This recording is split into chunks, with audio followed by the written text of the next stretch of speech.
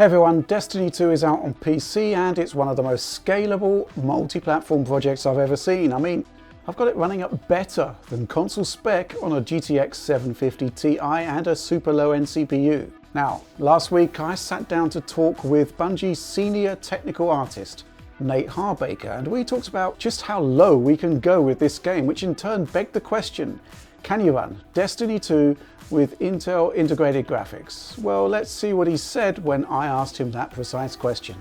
A soft maybe. Okay. We have seen people playing on laptops with integrated GPUs. I would say it certainly wasn't the target focus. I mean, some of the hard parts that you're going to run into are VRAM constraints and things like that. But we do have quite a bit of scalability options in our game. But like you've even pointed out before, our game is very CPU heavy. And if you have that same CPU also trying to render the game, that's going to be really difficult. A soft maybe, right? Well, I'm going to go a little bit further and say a hard yes, but there is a price to pay and you may not like it. But first of all, I'd like to show you some results I got running the game with a low-end desktop GPU.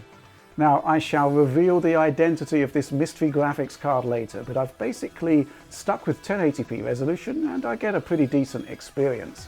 I've used the high setting as a base. I've dropped shadows to medium and whacked up anisotropic filtering and texture quality to the highest settings. The 30 FPS cap is engaged to give you a very console-like experience. And yeah, I'm not exactly feeling shortchanged by the visual experience here. I reckon this is a pretty awesome way to play Destiny, but it is using a dedicated GPU, and any sort of modern dedicated graphic card, well, it's going to be a big leap up from integrated graphics. So allow me to introduce you to my wife's laptop, Dell XPS 13 with a dual-core i5 5200U.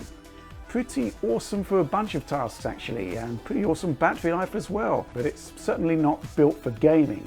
Processor though, it's not bad actually, but we are brutally limited by a 15-watt TDP. Now, I've allowed myself FXAA anti-aliasing here, but everything else has to be at the absolute minimum.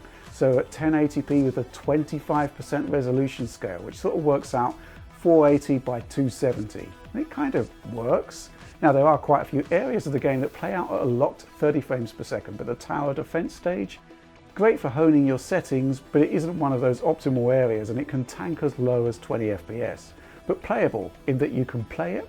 Well, yes, but this support for super low resolutions is actually built in by design. So here's what Nate Harbaker had to say about just how low Destiny 2 will go. Yeah, I mean, we do scale down to 25%, whatever the native resolution of your display is, which I think in the extreme cases does get to about 320 by 240.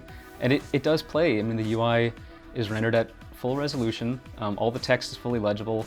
And the way that we design our characters and all the enemy combatants and things like that, they pass something called a squint test. And so at a certain number of meters away, can I tell this unit apart from this unit? And because we did that, I think certainly those resolutions, they still hold up. You know, gameplay mechanics are still totally understood. You know, there's not, small text that will get lost that, will affect your gameplay decisions.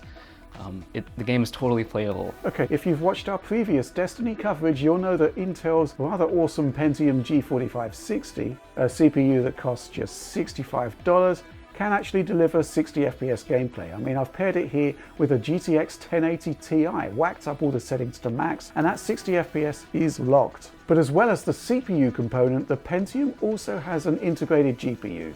Not a particularly good one, as we shall discover, but I reckon there's a ton of people out there with PCs that are actually using it. I mean, if everyone was using discrete graphics cards, Intel would be shifting billions of dollars worth of processors with wasted silicon just sitting there doing nothing.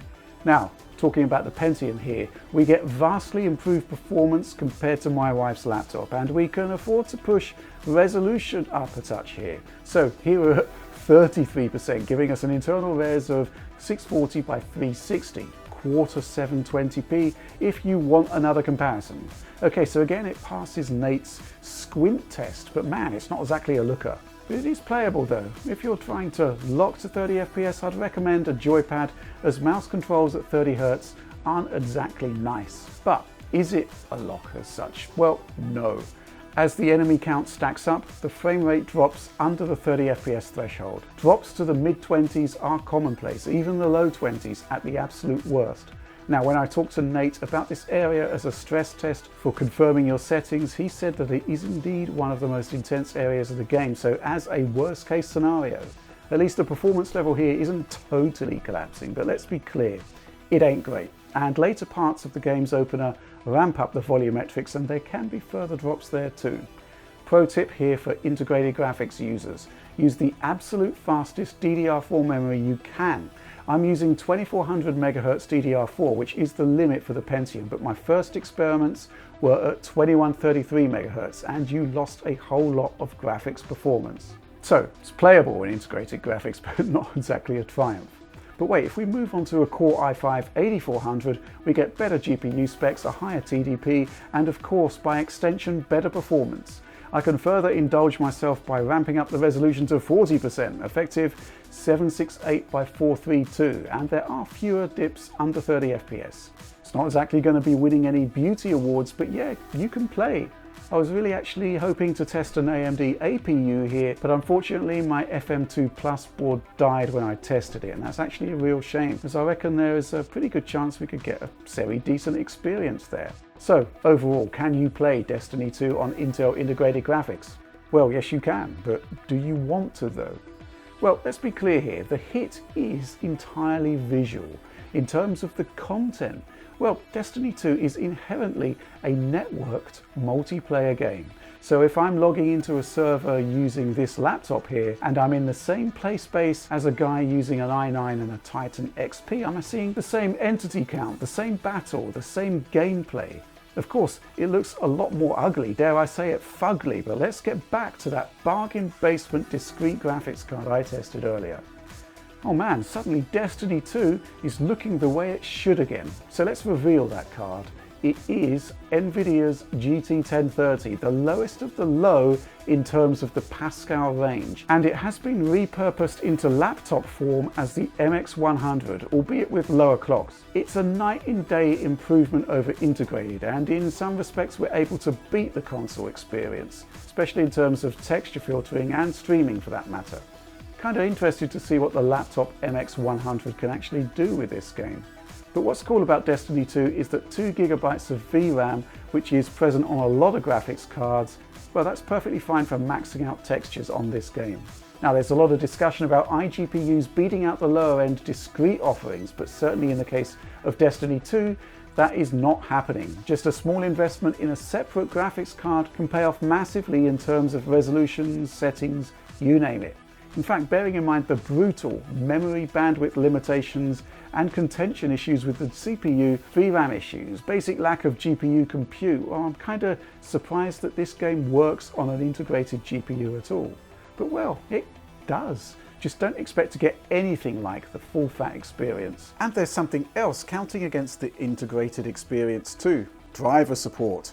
So check this out, I've turned off the frame rate limiter here, and Destiny 2's internal FPS counter, not surprisingly, shows readings above 30 frames per second. However, the actual frames going to your display, VSync still seems to be on, meaning you're not getting those extra frames. And when performance drops under 30, that results in added stutter that the internal counter, which I do think is accurate by the way, just isn't seeing. AMD, Nvidia, yeah, both of them had tested day one drivers for this game, and that really makes a difference. Okay, so we're going to be posting our full interview with Bungie soon, and it's a pretty awesome wide-ranging discussion about the engine, the PC enhancements, and a whole lot more. I hugely enjoyed that talk, and I hope you will too, but that's all from me for now.